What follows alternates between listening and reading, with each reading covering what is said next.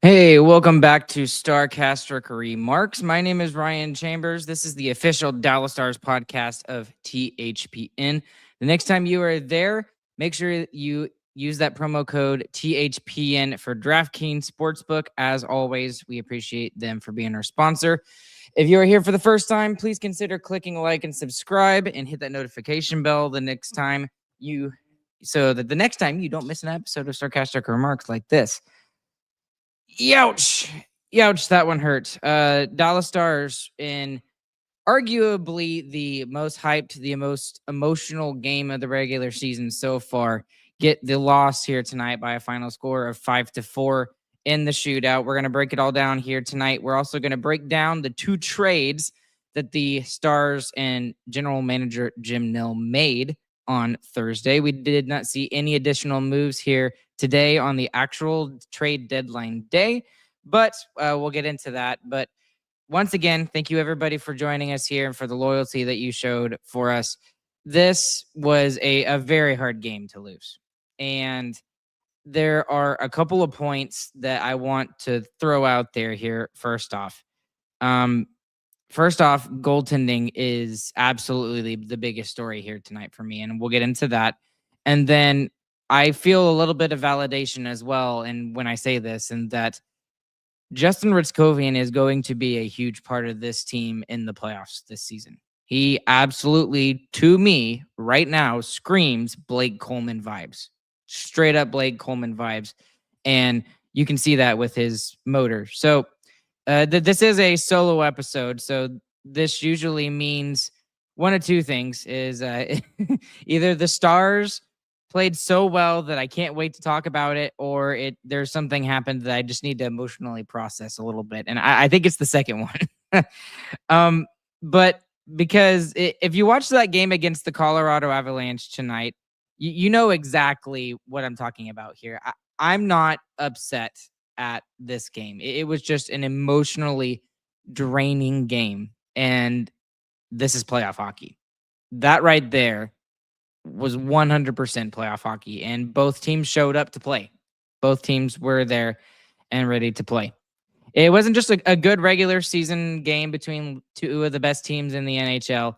It wasn't just two teams like trading chances, but these were two true Stanley Cup contenders going at each other's throats and throwing punches at each other for 65 minutes and plus extra with all of the shootout stuff. But man, I hate that this game ends in a shootout. I really do. That's the worst way that it could have ended. And it's basically like running a marathon and then deciding who wins the marathon with like a game of rock, paper, scissors or something like that. It just really absolutely sucks that was the way that it ended. But once again, two big themes that I want to be pushing here tonight. First is that goaltending decided this game 100%. When Wedgewood came into the game, that was it. That was the turning point in the game for the Colorado Avalanche, unfortunately for the Stars. And for Jake Oettinger, he just couldn't really get a save. And not like he was particularly bad, but especially that third goal, you kind of want that one back. You kind of want to save on one of those goals. One of those. And it was just very, very frustrating to feel that, we were up 4-2. They make a goaltending change. And then Scott Wedge, that looked like the reincarnation of Dominic Hasek or Martin Brodeur or whatever you wanted to put there. Wedgewood made two ridiculous stops in the shootout. And then literally right off the bat, as soon as he's thrown in the action, he makes two enormous saves, one on Bork and the other on Hryckowian. So just absolutely ridiculous. He is really the difference maker here tonight for both teams. And so let's go ahead and break down this whole thing because this game had a lot going on. Emotionally, this game was extremely hyped. And I mean, for obvious reasons, like this game had to have been circled on both of these teams' calendars for months now. They hadn't played since October, which I still think is stupid. And the pace was ridiculous. The physical play was there. The Stars early on were finishing checks left and right. Every shift felt important. And you could feel that both teams were kind of respecting the other team and understanding what the other team could do. But they were also trying to kind of just impose their style on the opposing team. And honestly, if we see both of these teams meet up in the playoffs again for the third year in a row, we better buckle up because it might be the greatest playoff series that we've ever seen. Both of these teams just absolutely hate each other, and the second round playoff vibes that just are immaculate right now, and it's written all over the place. Both of these teams have speed, they have elite defensemen, they've got star power, and both of these teams can absolutely punish mistakes.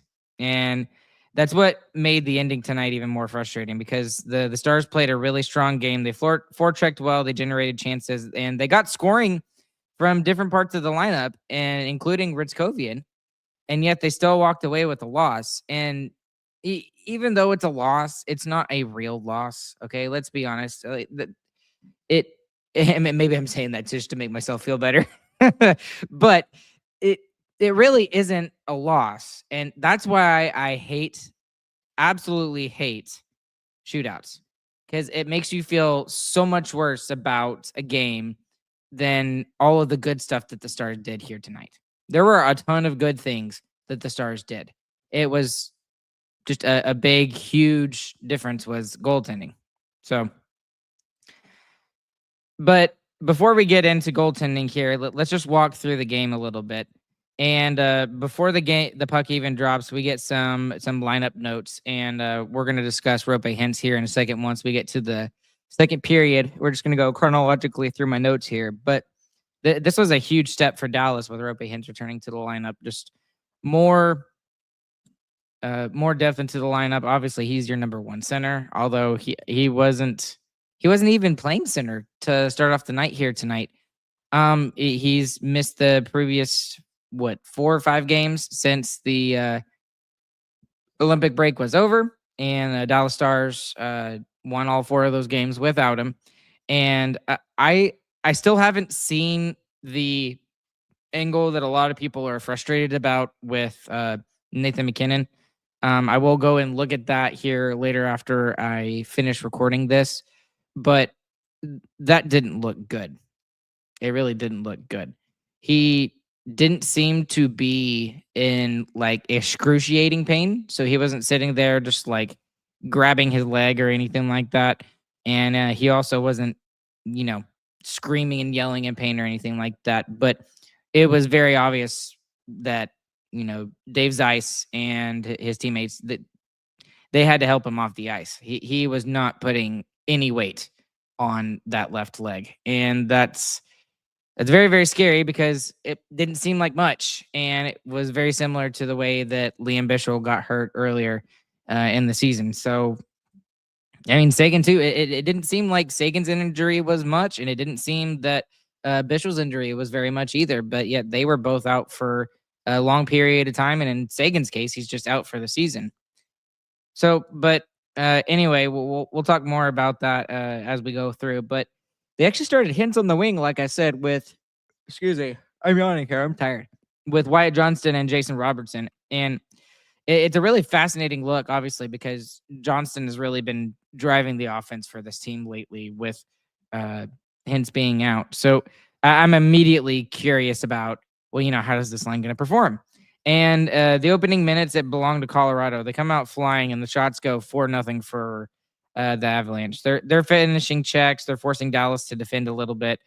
And at 17:32, Oscar Beck gets called for holding, and he goes to the box.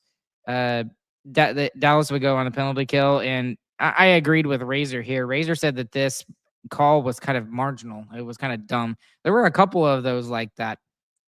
It was pretty soft. Colorado would take advantage, though, and at 16:27, Cale Makar scores from the left circle. The power play goal, the Avalanche would go up 1-0 early in the first period. And that's not a good way to start the game if you're Dallas. Really not. You can't give up a power play goal that early. And I'd call me crazy, but I still think it's absolutely nuts that the Colorado Avalanche with Nathan McKinnon, Marty Necas, Cale Makar are the worst power play team in the NHL. I don't get it. It's just 100% weird. But this leads me to kind of a side tangent from my notes here for a second. But the special teams were a factor in this game here tonight for the Stars as well. Excuse me. But the Stars have got to be see. I was about to say they just need to be more disciplined, but were they really undisciplined in the game? You could argue either way. If you look at the stat sheet, you could say, well, yes, they were very undisciplined. They took more penalties than the Colorado Avalanche did. But at the same time, if you actually watched the stinking game, you could point to some of the penalties and be like, okay, Makar wasn't actually tripped. He fell on the ice and, got a call made. And then Beck's call was ridiculous and stupid. Just absolutely stupid. And, after that power play goal, getting back into the first period here, I was just kind of thinking, Dallas just needs to calm down here a little bit. And they do. And the fourth line actually comes out onto the ice and they actually draw a penalty. Dallas would go on the power play. And it's at first I thought it was Matt Duchene based off of the way that the huddle started around him, but it's actually Miro Heiskanen's goal. And it's just a very basic shot from the high slot. I am so sorry, y'all. It gets redirected twice. It's a tie game, and suddenly the Stars look like they're going to start controlling the pace in this game. And there were some long cycle shifts. There's some strong puck battles. And then with 9:10 left in the period, Wyatt Johnston would actually score. It was an absolute beauty, and it was just top corner from inside the circle. Stars would go up 2-1, and now Dallas is really buzzing. And the moment that really stood out in this period for me was the forecheck line, because with 3:49 left in the first, there was absolute chaos in the Colorado zone. There was some miscommunication between Blackwood, who would get pulled eventually, and Devon Taves, who, by the way, was on Team Canada, one of the 8 defensemen for Team Canada. And the puck pops loose, and it's Justin Hryckowian, who forces that turnover. He jumps on it, and then it's a goal for Dallas, and it's 3-1 Dallas. And that goal was just a perfect example of what Hryckowian brought to this game, because he was probably the biggest factor for me in the game here tonight. Yes, I understand that Stars had more, more firepower. There's more star power from other players, but Hryckowian has slowly been getting more and more responsibility from Glenn Golitzin, and I don't think it's any coincidence that when the 3-on-3 overtime started, that it was Justin Hryckowian out there with Johnston and Miro. That is absolutely rewarding Justin Hryckowian from Coach Goalie for what he did in this game here tonight. He was noticeable all night. I'm telling you, he really was. But Colorado would steal momentum late, and literally with like a second or two remaining in the period, it just makes the score look that much better. At the end of the first period, it's Nathan McKinnon scoring on the power play from down deep, basically from the red line at the bottom of the Stars zone. And that one mattered because instead of Colorado chasing the game, they started right back into it at that point. And I was thinking like 5 goals in the first period. Wow.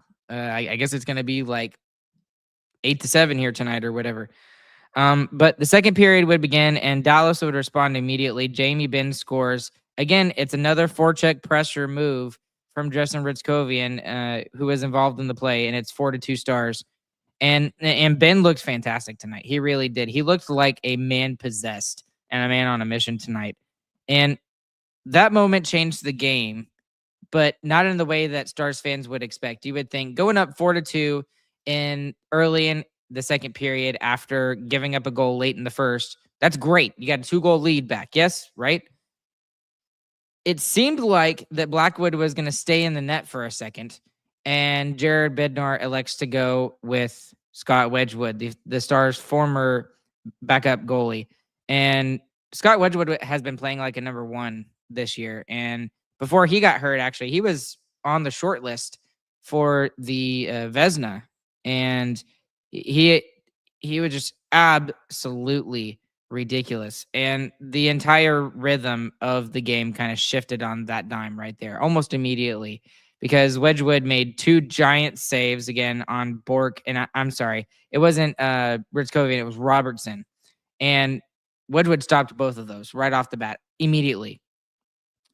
Meanwhile, Colorado slowly started to push back. And then at 11:54, Marty Necas would score. It was a 4-3 game at that point. And from that moment forward, goaltending was the biggest storyline, because that goal in particular, Jake Oettinger played a solid game tonight. He did. He made a couple of key saves. He robbed Taves in overtime. He got it with just the top of his pad, and he battled, but Scott Wedgewood was better. That it's the most important position in hockey, and sometimes you just need them to have a save, and even if it's not necessarily fair. We say it all the time with stuff like this. When it comes to big games, when it comes to the playoffs, you have to get that save. You have to get that save at the right time, and that keeps you in the game and allows you to go and win the game. And it could be a huge difference moving forward. And unfortunately for the Stars, Scott Wedgewood came in and changed everything, because when he came into this game, the Avs seemed to settle down. He made some huge saves. It didn't matter if it was Robertson, Duchesne, Bork, Heiskanen in overtime. Heiskanen had two opportunities. One, Wedgewood made a big save on, and the other just Miro shanked it and missed. But he stopped everything. He did not allow another goal, and I think the word that Razor used was he plugged up the net at that point, and it was frustrating. And sometimes that's just hockey. You just get that type of performance out of your netminder, you're gonna win a good chunk of the time. And tonight that was Wedgewood. So moving on to the third period. The third period was absolutely full of tension for me. Dallas had chances. Robertson was robbed. Duchesne was robbed. And Ben nearly scored again on the empty net. And then we get that moment with 1:11 left, basically. And Jamie Benn misses the open net. And the other thing that some people were talking about and they were frustrated with was they were frustrated with Justin Hryckowian. And I'm like, okay. And there was one particular comment, and it wasn't just one person saying this. There was several people on social media saying, you know what, Justin Hryckowian just needs to go down to the AHL for the play that he made there at the end of the game. And I'm like, what on earth are you talking about? Okay, he probably had an open net, and it was, it was likely he could have scored and put it away and made the game 5-3 late on. And then we would be talking about a 5-3 win over the Avalanche instead of a 5-4 overtime loss. But seriously, Justin Hryckowian was probably the best Dallas Star here tonight. That's just my personal opinion. He was one of the best Dallas Stars here tonight. And Jamie Benn missed the empty net after Justin Hryckowian elected to pass that puck off instead of shooting the puck. And Makar barely got a stick on it. And if that puck goes in, the Stars win. The Stars win. It goes the opposite way. It is 6-on-5 at that point, by the way, with when Ben misses the open net, and with 14 seconds left in the third period, Nichushkin scores. He ties the game. And the only thing I could think of was freaking Val Nichushkin, his last year in Dallas, could not score a single goal.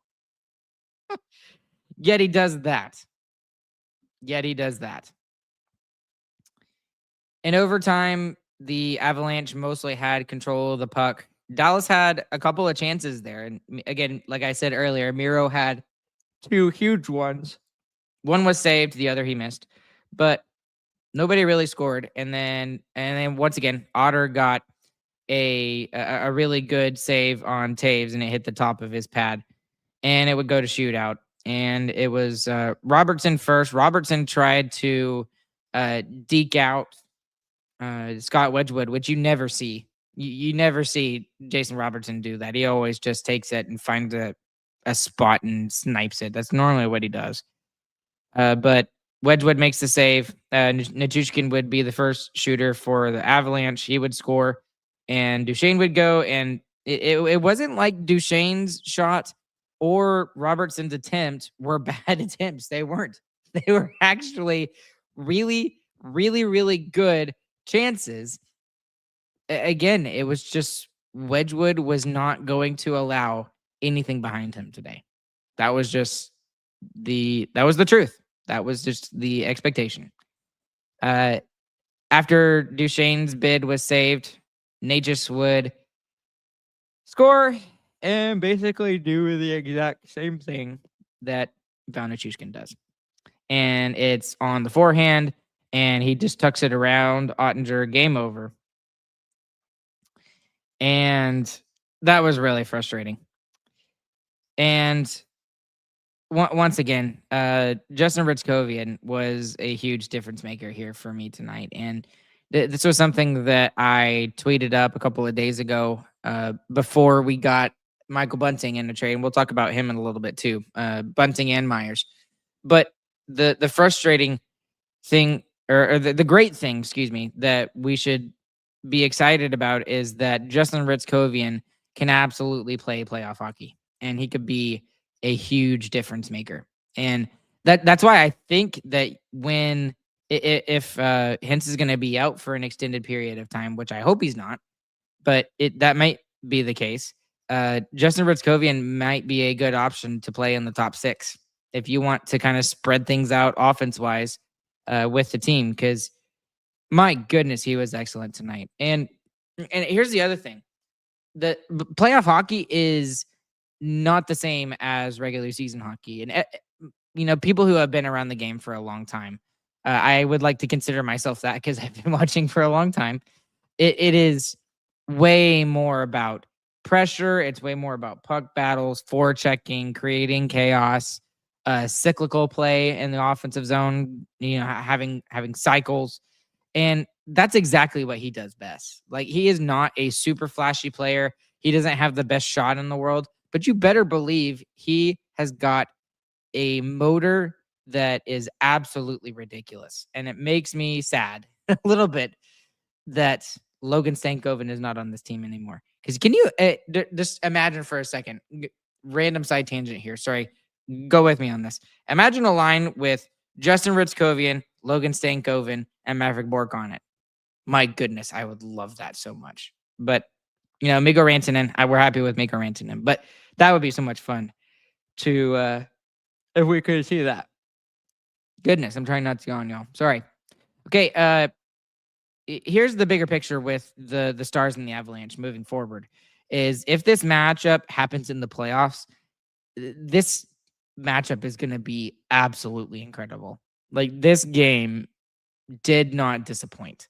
It was emotionally taxing, and I am exhausted because of it, but it will be incredible. I mean, every game is going to go to overtime. Every game is going to go to overtime. It's going to go to 6 or 7 at the very least. There's no way that either team finishes off the other in 4 or 5 games. That's not going to happen. I mean, both of these teams are fast. They're dangerous. They have elite defensemen. And I would normally say that had Western Conference final energy, but there's no way that would happen.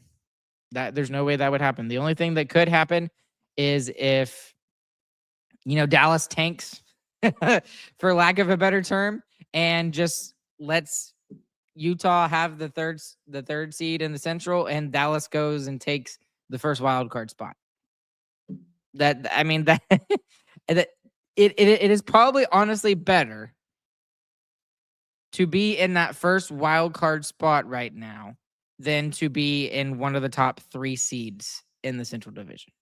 That is something that is terrible.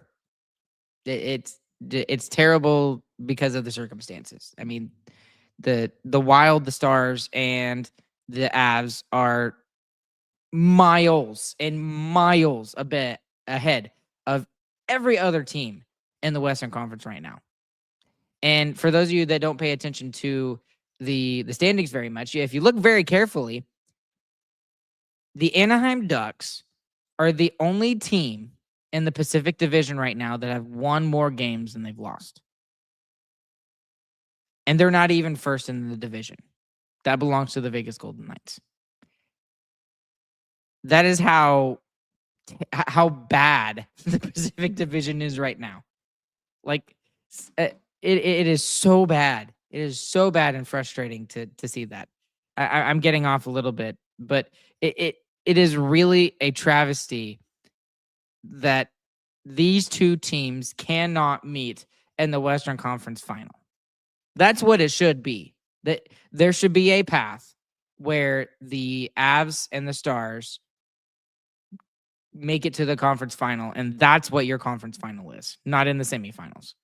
Because one of the 3 teams in the Wild, the Stars, and the Avs are going to be done in the first round. That's just nuts to me. Absolutely nuts, and it's wrong. It's honestly wrong. All right. Y'all let me know your thoughts on this game, and I will try to get to them here. Let's go through from what we see from the beginning. Natalie, refs sucked badly tonight. McKinnon needs to be suspended. Otter has to be better. I will agree with the first one and the last one. I did not like the officiating tonight. It was bad.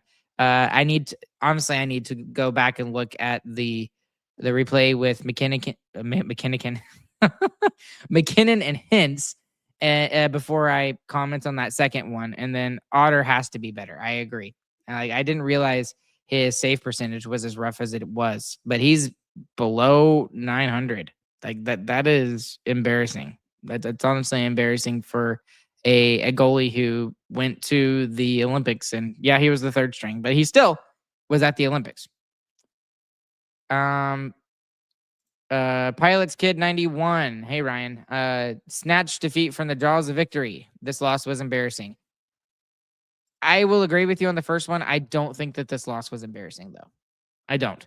This was a game between 2 really good teams, and just especially I hear this in football all the time, is that like inches matter, like just that little bit. And again, random side tangent. Before Tony Romo was truly like the Tony Romo that we know of, when he was in that playoff game against the Seattle Seahawks and he fumbled the ball when they were trying to kick I think it was a game tying field goal. He was inches from the goal line after he fumbled the ball. He tried to run it in, inches away from moving on to the next round. That's what it was. That's all this was here tonight. It was just a game of very little things. And unfortunately for Dallas, goaltending was the biggest one here tonight. That's the way that I'm looking at this evening. Natalie also saying they can't. Okay, they can't keep turtling in third periods. See, I don't know if they were turtling in the third period, but I will, to that point, I will say that it felt like the Stars could have done more in the second and the third. And maybe that was a mixture of the Avs were getting back to their game, or maybe they got woken up a little bit with Blackwood being removed out of the net. I'm not sure, but maybe this was also a part of it. Ryan, Pilot's Kid, also saying he had several great looks and shots, and they just seemed to find their way through, talking about Ritzy. So maybe that's just something that they just didn't get tonight. Maybe they just didn't get the lucky bounce like they did against Vancouver and Calgary. Like both of those goals who was it? Ernie and because it was Ernie against Vancouver. I forget who it was against Calgary. but they got 2 lucky bounces. Maybe that's just what we needed. We just needed a lucky bounce. Lots of things about Hintz over here too. Hintz hammy. Hope it's a hammy that can be returnable, and hope Hintz is okay and back on the ice soon. I just don't know why. I don't know why. I don't know. It looked bad. It absolutely looked bad. But then again, we can all look back at 2 years ago when the Stars traded for Chris Tanev from Calgary, and it looked like Chris Tanev was done for the season, and he literally came back like a shift or two later after blocking a shot. So maybe I don't know. Natalie making sure I saw her comment. Yes, the ref sucked and the McKinnon needs to be suspended. Darren saying Hintz was not playing wing. Johnston was. I think they were switching off, and maybe it was just in terms of you know who was on their strong side for the faceoff. But at the very beginning of the game, Johnston was actually taking the opening faceoff. If you look at that, Hintz was actually on the wing for that particular draw. That's why I thought he was playing wing for a majority of the game, but maybe he wasn't. Let's see. Stars can hang with the Avs. People who say that the Avs are on a different level than the Stars are delusional. Oh, sorry. Let me rephrase that. Stars can hang with the Avs. People who say the Avs are on a different level than the Stars are delusional. I would agree with you now, Natalie, but at the beginning of the season, I would not. So that's the thing. I would not now. I would not. I would agree with you now that these two teams are a lot closer than a lot of people think that it is. So, all right. All right. Let's get into some of the trade deadline talk, and then we'll see how far we can get here tonight. But let's talk about the trade deadline, and when Chris and James are actually here, we'll probably go in a little bit more depth with all of the NHL teams and what they did. But the Avs making huge splashes with several players, including Brett Kulak, probably one of their bigger additions. They also, that's not including their biggest deadline acquisition, which was Nazem Kadri, which I guess was at the very last second, because that seemed to come out of nowhere. So that was what they added. We did not see Nazem Kadri here tonight because obviously the trade was made today, but we did see Brett Kulak in the lineup, and Dallas themselves added 2 players. They added Michael Bunting, which I want to take credit for this. I've had 2 really good shots thrown in the dark over the last couple of weeks. The first one was when Jack Hughes scored the golden goal for Team USA. He was the one that I said was going to score it if the United States won, and I was right. So I'm going to take that, and I'm going to hold on to that for 4 years. And then I also called this one because it didn't make sense with the Stars cap situation, and they didn't want to put themselves in cap HE double hockey stick with getting Blake Coleman. Like, I truly, as much as the storylines would have been amazing with Blake Coleman being a native Texan, coming to Dallas and, helping his home state team win the Stanley Cup, going for it, that's just a great storyline in and of itself. But that's also just, he fits this. It feels like he would fit this roster so well, and that's the sad thing too, is that it would be fantastic to see him here. But Michael Bunting is, I think this is going to be a more underrated pickup by Jim Nell once again. That's just my personal opinion on this, because this guy was playing top 6 minutes with the Toronto Maple Leafs back a couple seasons ago. He's a guy that can get around 15 to 20 goals. I think he's around that mark right now. I think he's at like 12 or 13, if I remember correctly. And all they had to do was send a 3rd round pick to the Nashville Predators for this. So Bunting is exactly the type of player that you want in playoff hockey. That this is a value pickup by Jim Nill since he can't go out and get the big shiny toy in Blake Coleman, who, by the way, was not moved at all. Blake Coleman was not moved at the deadline. But Bunting, getting back to him, he is a net front presence. Thank you. He's an agitator. He can draw penalties pretty well, and he reminds me a lot of Justin Hryckowian, and then the way Justin Hryckowian kind of plays the game. I don't think he has quite the same motor as Hryckowian, but he fits perfectly into the Dallas forechecking system and what Glenn Goaltending wants this team to do. He is probably better suited for like a third line role. I was listening to the DLLS emergency pod, and Luds was talking about Bunting and him being on the fourth line. I'm like, that he's not a fourth line player in my personal opinion. And especially now, I guess with Hintz, and if Hintz is out for an extended period of time, he's definitely not a fourth line guy either. But he is probably best suited for a third line role, but I think he's going to get some top six looks. I think if we can find someone to play with Mikko and Johnston, if he can be that third guy, maybe that's someone that could help those two guys out and go and get some pucks out of the corners for both of those two players. But I'm really excited about him and what it could look like for the Dallas Stars. So the other player that was acquired by the Dallas Stars was obviously one of the largest human beings in the NHL, 35-year-old Tyler Myers, originally drafted by the Buffalo Sabres, played a little bit in Winnipeg as well, played a little bit in Vancouver, and he actually, what makes a lot of people kind of endeared to him is he did have I can't believe it was a no move clause or a no trade clause. Either way, he had a clause where he didn't have to be traded, but he waived that clause in order to come to Dallas. And he brings a lot of size and experience. He's 6'8". He's enormous.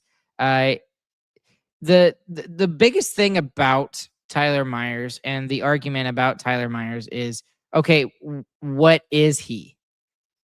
He's obviously not a top 3 defenseman, but could he be a top 4? That there is some argument there. I don't think so, to be completely honest with you, because I think that it would be really bad. It would just be a bad sign towards Nils Lundkvist, who Nils has been really good. He has been excellent since coming back from his injury, and he's been playing very well next to Thomas Harley. I think that doesn't show, confidence in Nils Lundkvist. So I really think that Tyler Myers, I think he's going to be that number 6 guy. I think he's going to be the number 6 guy. And I think the Stars are crazy, but at the same time, Jim Nill said you can never have too many defensemen. And we've seen this year alone, we had a bottom pairing of Koliatronic and Kyle Capobianco. And that worked out really well with them playing, 10 to 12 minutes a night. So he is just betting on and getting a security blanket and a safety blanket if the Stars do end up having a bunch of defensemen really get, injured. I mean, having 9 defensemen on the roster is just nuts. The new rules with the CBA is, and I actually did not know this. I actually had to go and look this up on in the CBA myself. I cheated a little bit. I had ChatGPT look through it, and then I had ChatGPT show me where he got the evidence from. But you can have as many players as you would like on your roster as long as you are cap compliant, which that is new. That is absolutely something new that we have not seen in the NHL until now, I guess. With the new CBA rules coming into play already early this season.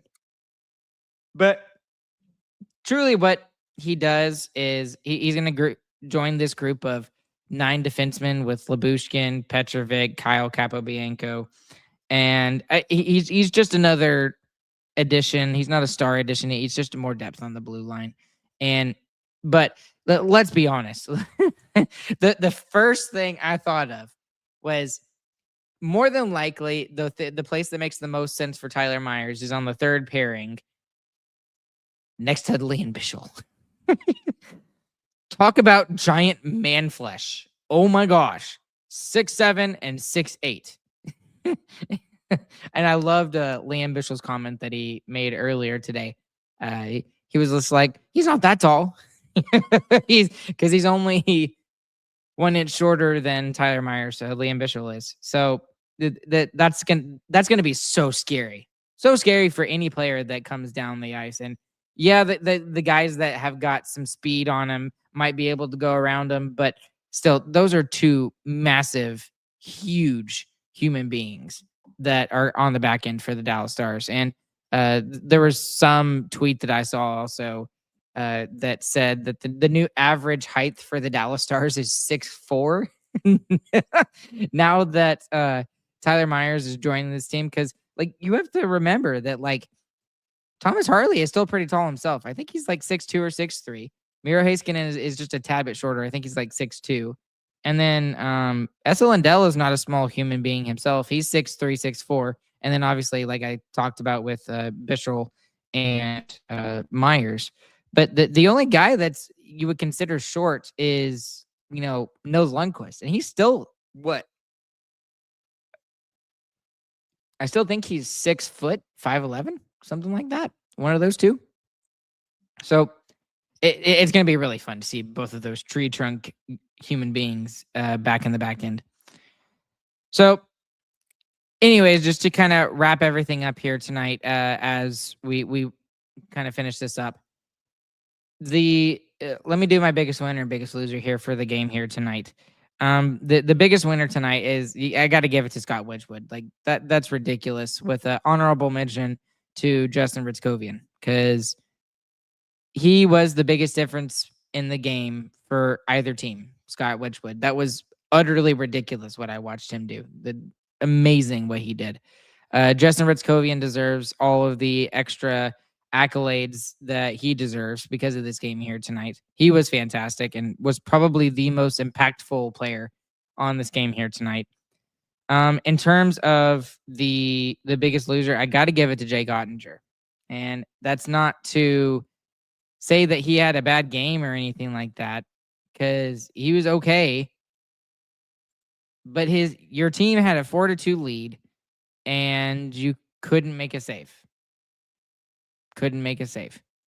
And as harsh and maybe as unfair as that may sound, the best teams get that save from their goalies. Colorado got that save here tonight. Why can't the Stars? The Stars need that kind of save sometimes. Okay, a couple of questions because I'm seeing Natalie asking. What is going on with Jake? I know he can be better. I don't know. I don't know what the true answer is, Natalie.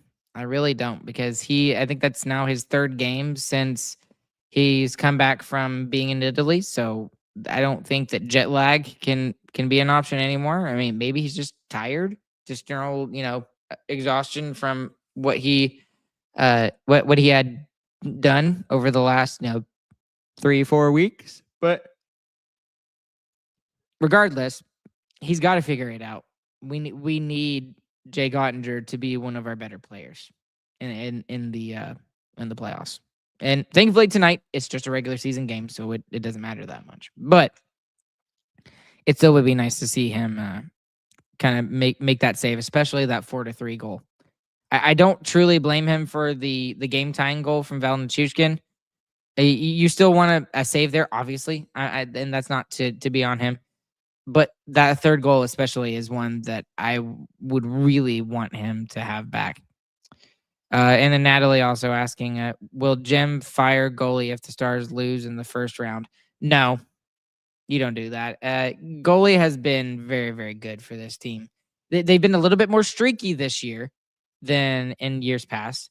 And obviously, because we saw that stretch in January where they were just absolutely terrible, that the Stars in terms of how they played. But then we've also seen really good stretches, like even tonight with a shootout loss in quotations. The Stars are on an 11 game point streak. Yeah, it's not a 10-game winning. It's not a winning streak anymore, which sucks, but it's still a point streak. And as long as you're racking up points, that's the most important thing in terms of trying to keep home ice advantage. So that's very important. Goalie's not going to get fired if the Stars lose in the first round because it's. I mean, look at the circumstances. It's just terrible. It just like. Can you imagine if we were in the Pacific Division? Like the path to the Western Conference Final would be so much easier. And that makes me wonder, have the Stars run out of gas in the Western Conference Final, even though they might be the better team than the Edmonton Oilers because of who they've had to go through in the first two rounds? I don't know. I would like to think that has something to do with it. So, but anyways, y'all let me know your thoughts in the comment section down below on YouTube. If you're listening on the audio side too, please feel free to go to YouTube and leave us a comment. I like to go through some of the comments about what you guys have and tell me if what I'm feeling and what I'm saying is nutso and crazy, or if it makes you kind of you vibe with a comment that I have and you agree with something that I say. I would love to know that too. I'd really appreciate that. But we're gonna wrap it up here for tonight. Thank you to DraftKings Sportsbook as always. Promo code there is THPN. Make sure that you click like and subscribe, hit that notification bell so you never miss an episode of Starcastic Remarks. I am not above begging for your subscription to our YouTube channel here. We would appreciate that as always. If you would also, if you're listening on the audio side, the best way to do that is to leave us a 5-star review and make sure you tell everybody about this podcast. And we'd really appreciate that. Alongside nobody else here tonight, y'all are just stuck with me rambling for 50 minutes. My name is Ryan. We will catch you guys on the flip side, and we hope you guys have a fantastic morning, afternoon, evening. Whenever you guys are listening, don't fret. It's one game. It's not a true loss. Go Stars, and we'll get them next week.